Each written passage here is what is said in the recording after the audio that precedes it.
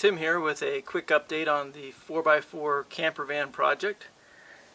Well, I've been doing a lot of cleaning. A lot of scraping, a lot of wire brushing. Gotten pretty much the floor and the ceiling cleaned for the most part.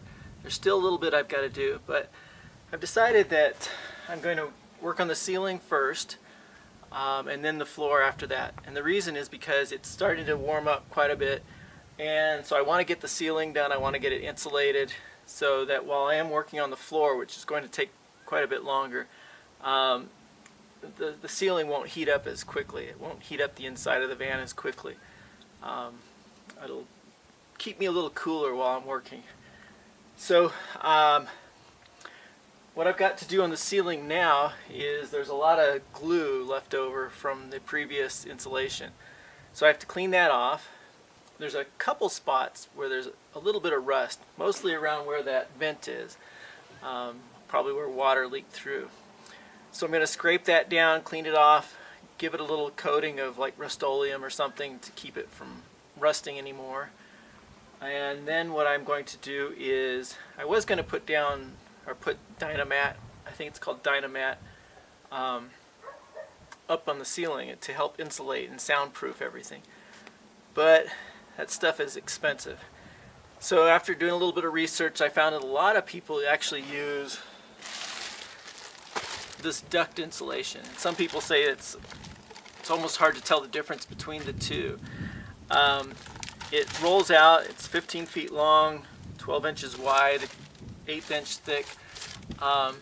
You roll it out and you stick it up. It's got an adhesive back, and it's got a metallic, or I think I'm not sure if it's aluminum or some sort of metallic coating on one side as well. So I'm going to, once I get the roof cleaned and the rust areas primed a little bit and cleaned up, I'm going to put this down. It was about $18 a roll at Lowe's, and quite a bit less than the Dynamat.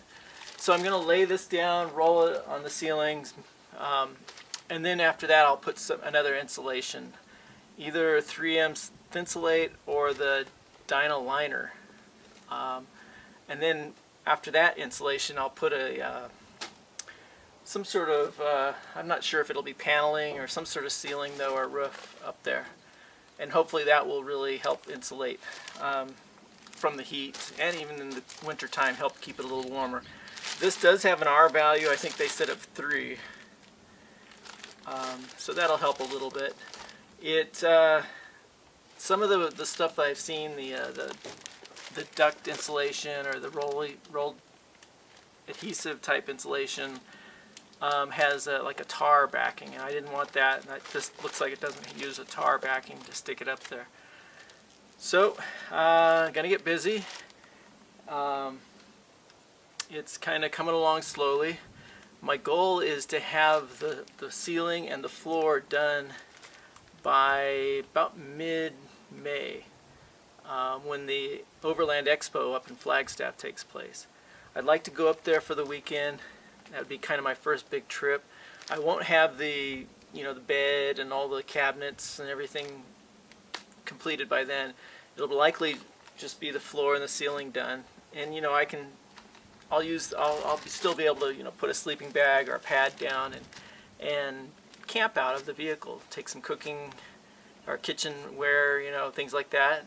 Me and the dogs will go up there and camp out for the weekend. So that's the goal, and time to get busy.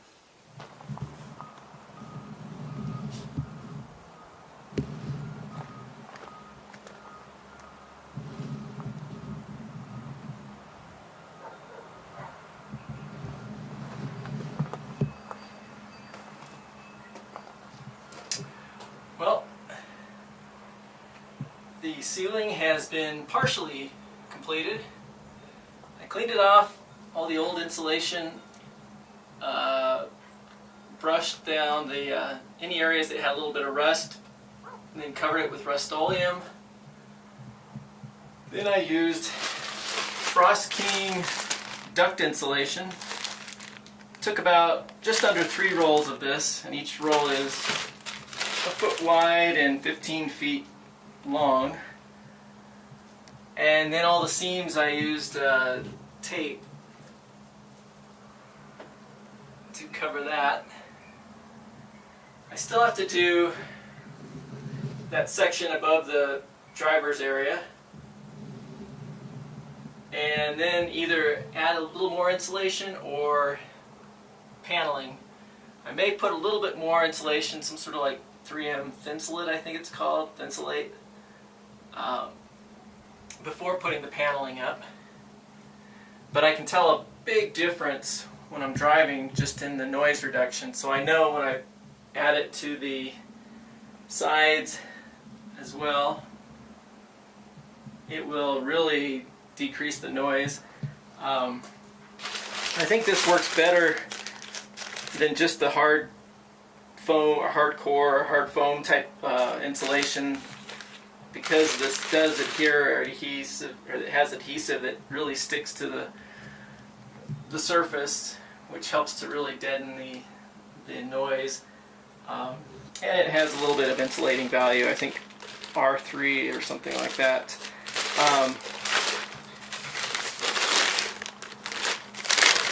But costs a lot less than Dynamat and some of those other sound insulators or sound deadening type material. Easy to install, easy to cut, and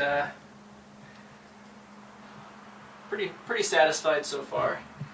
So next I will be doing the sides, and then I have a lot of work on the floor before I put any flooring down. But it's coming along. It just, whenever I can find the time, I'm doing it. And I'll keep you all updated.